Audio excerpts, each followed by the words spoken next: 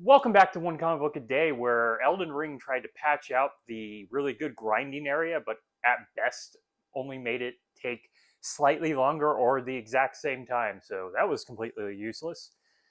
Today we're continuing our way through Superman number 14, the second story, The Invention Thief. It's not a particularly great story, but it's not exactly a mobster story, though it comes close. It's kind of a story we've already seen before, or at least in the sense that it's Superman just kind of running around until he finds the guy who's running the whole problem and threatens him until things work out. Except for that guy. It's not going to work out very well for him. There's a fire at a slum tenement apartment buildings. Wait a minute, Superman destroyed those slums over 30 issues ago. In Action Comics, not Superman, of course, because that's 14 issues. But he's destroyed them over 30 issues ago. I know there was another story that listed that the slums existed again, but remember, he destroyed the slums so they could build low-income housing that was really nice by government grant in the 1930s. And if you don't know what I'm talking about, it's in an earlier episode. It has to be in one of the first 10 episodes, probably between 5 and 10. But Superman destroyed the slum housing. I want to say it was Action Comics 7, but I'm not 100% certain there. But this slum house is back on fire, and Superman has to become Superman and actually say the words, "This looks like a job for Superman." Actually, he says that later, but he does actually say those words due to the popularity of them appearing on the radio show. It's kind of his catchphrase, and it didn't originate from the comic. He flies in and saves a bunch of people as the building is on fire, and I would have loved an entire story about him having to save a bunch of people from a quickly burning building, which would have been a sensational idea for a Superman story. But no, once he saves the people, a guy shows up in what is described as asbestos. He's covered in asbestos. This dude's going to eventually die a pretty bad death.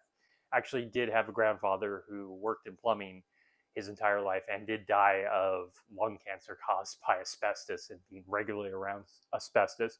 It's not a good way to go.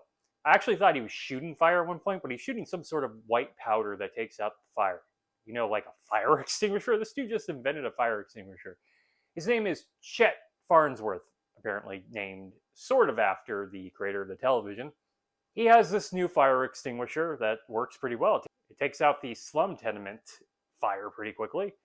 This becomes a story, and as Clark, he introduces him to a friend who can, mass produce it.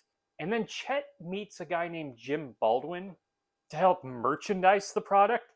Clark recognizes the name, and he knows Jim Baldwin's an unscrupulous type, but decides not to actually warn Chet in any way.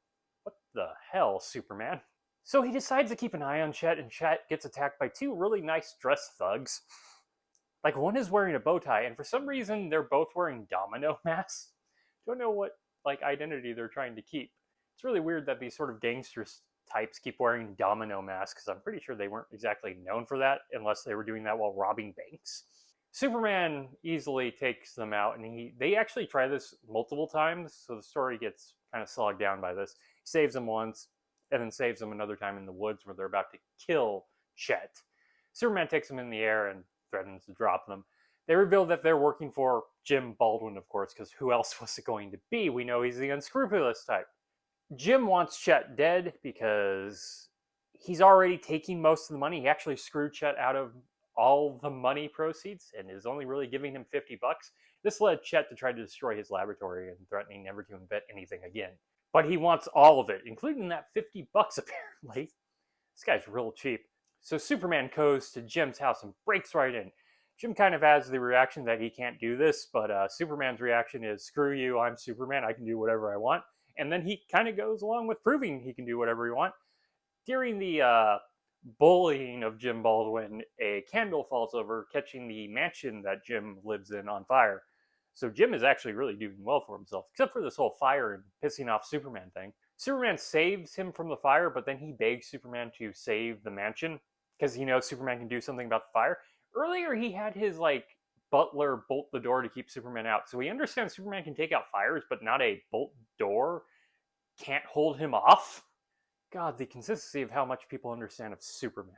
Superman only saves the fire under a condition. Superman's not exactly very conditional based on the whole saving people thing. That unless he gives all the proceeds to Chet, he won't do it. So Jim agrees, and Superman saves the mansion. It It ends with Jim crying, knowing he's now ruined because he's lost all his money because of this. And Superman basically just doesn't care because he did his job. He doesn't give a crap about you. It's actually a pretty mean ending for Superman. And I know this guy screwed Chet over, but it's still, a Superman comic. And that's it from Superman 14, The Invention Thief. It's not my favorite Superman story. It's probably one I'm not going to remember very well, other than a guy was dressed in asbestos. If you enjoyed this video, please like and subscribe, hit the bell icon to get notifications when a new video goes up. I do this Monday through Friday, but Fridays is Bat Friday, where I cover a Batman story in either Detective Comics or Batman. Until next time, let us ponder the question, whatever did happen to the Man of Tomorrow? And did fire extinguishers exist at this time? Because all he really did was invent a really good fire extinguisher. Okay, have a great day.